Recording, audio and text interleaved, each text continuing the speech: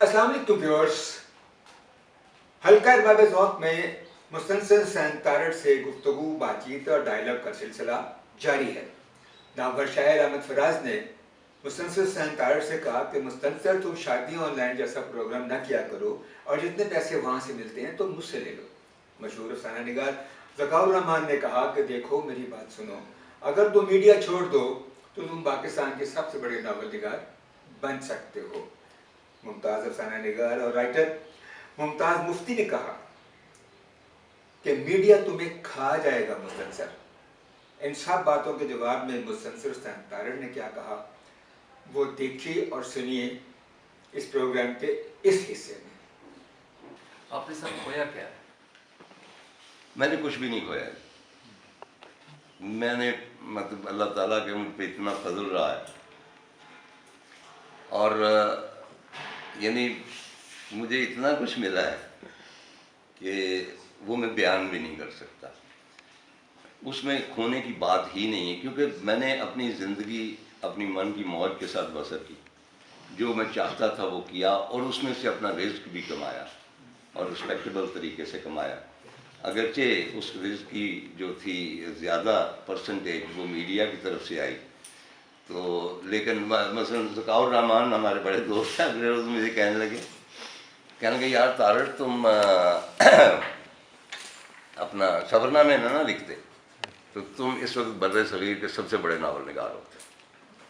تو میں نے لائٹ موڈ میں کہا تو وہ تو میں اب بھی ہوں۔ تو پھر کہنے لگا کہ نہیں، مطلب ہے کہ ٹھیک ہے، لیکن میں نے کہا دیکھو اگر میں سفر نامے نہ لکھتا تو میں آج یہ ناول بھی نہ لکھ سکتا، کیونکہ وہ ایک پروسیس سے میں نکلا ہوں۔ اس میں یہ کہہ لیں کہ میں آہستہ آہستہ میں نے زندگی کو قریب سے دیکھنے کا جو عمل ہے وہ میں نے اختیار کیا۔ تو میڈیا کے بیٹھے ہوئے ہیں، ڈاکٹر صاحب بیٹھے ہوئے ہیں، امجد پرویز صاحب کہاں ہیں؟ مار گئے۔ تو یہ میڈیا کے حوالے سے ایک چھوٹی سی بات میں عرض کرنا چاہتا ہوں۔ بہت سارے لوگ مجھے جو ایز اے رائٹر پسند کرتے ہیں، وہ کہتے ہیں کہ مجھے میڈیا پہ نہیں آنا چاہیے تھا، اب تو میں آتا ہی نہیں، ناپسند کرتے تھے۔ فراز اتنا ناپسند کرتا تھا، میرا ایک پروگرام تھا شادی اور لائی، کہ وہ ہمیشہ مجھے کہتا تھا مجھ سے پیسے لے لو جتنے وہ دیتے ہیں اور ایک پروگرام چھوڑ دو۔ تو میں اس کو یہی کہتا تھا کہ فراز بات یہ ہے کہ اس پروگرام کی وجہ سے میں نے نئی کار لے لی ہے، میری جو ہے وہ جو پورچ تھا اس کی چھت جو ہے ٹپک رہی تھی وہ ٹھیک کروا لی ہے، بیوی کو میں نے ہیرے کی ایک انگوٹھی لے دی ہے اور چیزیں لے دی ہیں، تو ہمیں بھی یہ چیزیں چاہیے۔ تو وہ کہتا تھا نہیں۔ سو کے ساتھ کاؤنسلر سو رہی تھی تو پرزائڈ کر رہا تھا ایک سیشن کو، میں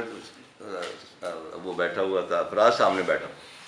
تو وہ بار بار کہہ رہا تھا کہ اس شخص کی بات مت سنو، یہ شادی آن لائن جیسا بےہودہ پروگرام کرتا ہے۔ اب فراز کا اپنا آپ کو پتہ موڈ ہے۔ تو 2 مرتبہ اس نے کہا، تو میں نے کہا جی ہاں میں شادی آن لائن جیسا بےہودہ پروگرام تو کرتا ہوں، لیکن اب کے بچھڑے ہیں تو شاید کبھی خوابوں میں ملے، اور جیسے پھول کتابوں میں ملے، جیسے بےہودہ شعر نہیں کہتے۔ تو اس پہ پھر ظاہر وہ ناراض ہو گیا۔ لیکن یہ ہے کہ بھی میڈیا کے ساتھ میرا ایک مطلب آپ مجھے الگ نہیں کر سکتے میڈیا کے ساتھ، مطلب ایز اے ڈرامٹسٹ یا ایکٹر یا ایز اے اچھا مجھے ممتاز مفتی کی ایک بات میں اب شیئر کروں۔ اسلام آباد میں ان دنوں کیونکہ مارننگ ٹرانسمیشن چل رہا تھا، اور ظاہر ہے کہ بھئی وہ ساری دنیا دیکھتی تھی، اور اس میں میرا کچھ کمال نہیں تھا، کیونکہ پی ٹی وی ہمیشہ میں کہتا ہوں کہ اس نے ویور کو ایک قید تنہائی دی تھی، اور وہ ایک کوٹھڑی میں بند تھا، اس کے بعد وہ دیکھ ہی نہیں سکتا تھا نا، ایک چھوٹا سا روزن تھا، اس میں اگر کبا بھی آگے بیٹھ جاتا تھا وہ قیدی کرتا تھا سبحان اللہ کتنی خوبصورت چیز ہے، کیونکہ کمپیریزن کے لیے اس کے پاس چیز کوئی نہیں۔ اب تو درجنوں روزن کھل گئے ہیں نا، طرح طرح کے پرندے چہک رہے ہیں، تو اس میں میرا کچھ ایسا کمال نہیں تھا۔ وہ یہی تھا کہ کوئی اور چینل تھا نہیں، تو ہر صبح 7 اور 9 سے میں ہی ہوتا تھا، تو مجھے ہی لوگ دیتے۔ تو ان دنوں ایک وہ گیلپ پول ہوا، تو اس میں مجھے پاکستان کے سب سے وہ مطلب مشہور ترین وہ جو بھی قرار دیا گیا، تو یہ وہ دن تھے۔ تو ایک لٹریری پروگرام تھا اسلام آباد میں، تو جب ہم باہر آ رہے تھے تو ظاہر ہے کہ بہت سارے لوگ میرے پاس آ کے تصویریں وغیرہ ٹکرا، تو ممتاز مفتی مجھے دیکھتے رہے، اور پھر میرے پاس آئے بعد میں جب میں فارغ ہوا، کہنے لگے تارڑ تم میڈیا کو چھوڑ دو۔ تم میں ایک بہت بڑا رائٹر بننے کی صلاحیت، لیکن میڈیا تمہیں کھا جائے گا۔ میں نے کہا مفتی صاحب، اچھا مفتی صاحب ڈرامہ بھی بڑے تھے نا، چکر باز بوڑھے تھے، تو میں نے کہا مفتی صاحب میں آپ کو یقین دلاتا ہوں کہ میں نے آج تک، اور یہ ایک فیکٹ ہے کہ میں نے میڈیا کی شہرت کو کبھی سنجیدگی سے نہیں لیا۔ یہ ایک ٹیمپریری فیز ہے اور میں اس کو انجوائے کرتا ہوں، لیکن I know it's not going to last. اور جب یہ چلی جائے گی، مثلاً آج سے 10 سال پہلے 100 میں سے 100 لوگ مجھے پہچانتے تھے، آج 100 میں سے 10-15 پہچانتے ہیں، آئی ڈونٹ مائنڈ، کیونکہ وہ میں نے انجوائے کر لی۔ لیکن میڈیا پہ میں رزق کے لیے بھی کرتا ہوں، مجھے اپنے گھر کا خرچہ چلانا ہے، تو کہنے کہ نہیں تم میڈیا چھوڑ دو، مجھ سے ناراض ہو گئے، 1 سال تک نہیں بولے۔ پھر ان کا ایک خط میرے پاس پڑا ہوا ہے، اس کے تمام مندرجات میں نہیں کہنا چاہتا، کہ جو ریفرنس دیا انہوں نے اپنے ایک عزیز ترین دوست کا، کہ دیکھو اس کو میڈیا کھا گیا، ورنہ وہ بہت بڑا رائٹر ہو سکتا تھا، لیکن میں نے تم سے جھوٹ بولا تھا، وغیرہ وغیرہ۔ انہوں نے کوئی میری تحریر پڑھی اور اس کے بعد انہوں نے اپنا اوپینین تبدیل کر دیا۔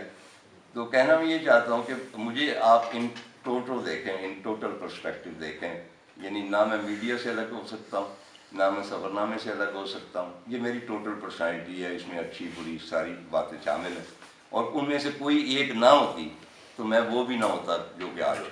تو کبھی ایسا ہوا کہ آپ کوئی چیز تحریر کر رہے ہوں اور آپ کے وہم و گمان میں بھی نہ ہو کہ آپ کو اس تحریر کے عمل میں سے گزرتے ہوئے خود کو کوئی بات پتہ لگی جو اس چیز کو شروع کرنے سے پہلے آپ کے ہیتا ادراک میں سفر نامہ لکھنے والا بڑا خوش قسمت شخص ہوتا ہے اگر وہ بیسیکلی ایک آوارہ کرتا ہے اور انجوائے کرتا ہے سفر، کیونکہ ایک وہ جو سفر کرتا ہے وہ شاید 10 دن کا کرتا ہے، لیکن جب وہ لکھنے بیٹھتا ہے تو وہ 1 سال تک وہ ری لیو کرتا ہے وہی چیز۔ وہ جو ایک سفر 1 دن کا تھا اس کو ڈسکرائب کرتے ہوئے، اب مثلا میں ان دنوں لاہور کے اوپر ایک کتاب لکھ رہا ہوں، آج صبح بھی میں گیا ہوا تھا،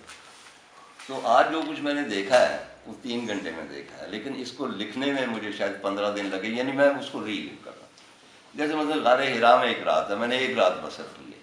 لیکن اسے 8 ماہ میں نے لکھا ہے، تو گویا میں 8 ماہ غار حرا میں قیامت لکھ رہا ہوں۔ یہ بہت بڑی خوش نصیبی ہوتی ہے سفر نامہ نگار کے لیے کہ وہ ری لیو کرتا ہے۔ عام لوگ 1 دفعہ اس کو لیو کرتے ہیں، وہ دوبارہ کرتا ہے اور ایکسٹینڈیڈ ہوتا ہے، اور ہر جو گوشہ ہوتا ہے، ہر لمحہ جو ہوتا ہے وہ بہت پہلوں میں بدل جاتا ہے۔ اب یہ بات جو آپ نے کی ہے وہ یہ ہے کہ بھائی ناولز میں عام طور پہ یہ ہوتا ہے، اینڈ آئی فیل کہ ہر سکسیزفل ناول جو ہے اس میں ایسا ہو جاتا ہے کہ آپ کے جو کردار ہیں، آپ نے جن کرداروں کو کریٹ کیا ہے، ان میں سے کوئی 1 یا 1-2 کردار وہ آپ کے بس سے باہر ہو جاتے ہیں، وہ بغاوت کر دیتے ہیں، وہ کہتے ہیں کہ ہم نے تمہاری طے شدہ زندگی نہیں گزاری، وہ اپنی ایک زندگی لے کے آتے ہیں۔ اب کئی لوگ جو ہیں وہ اسی وقت ان کو کہتے ہیں کہ خبردار، آئی ایم دا کریٹر، تم نے اسی طرح ہی چلنا ہے جس طرح۔ میں ان کو کھلا چھوڑ دیتا ہوں کہ وہ جیسی زندگی بسر کرنا چاہیں وہ کریں، اور جب میں اس کو دوبارہ پڑھتا ہوں تو واقعی وہ میں نے نہیں لکھے ہوتے، وہ ان کرداروں نے لکھے ہوتے ہیں پیسیجز، یا وہ جو ان کی زندگی ہے وہ ان کرداروں کی ہوتی ہے جو میری سمجھ میں پہلے نہیں تھی۔ تو ایسا ہوتا ہے، بہت سارے پیسیجز ایسے ہوتے ہیں کہ جب آپ ان کو دوبارہ پڑھتے ہیں تو آپ یہ کہتے ہیں کہ یہ نہیں ہے کہ یہ کس طرح میں نے لکھ دیا، یہ تو کمال کر دیا، نہیں، کہ یہ کوئی اور شخصیت ہے جس نے اسے لکھا ہے۔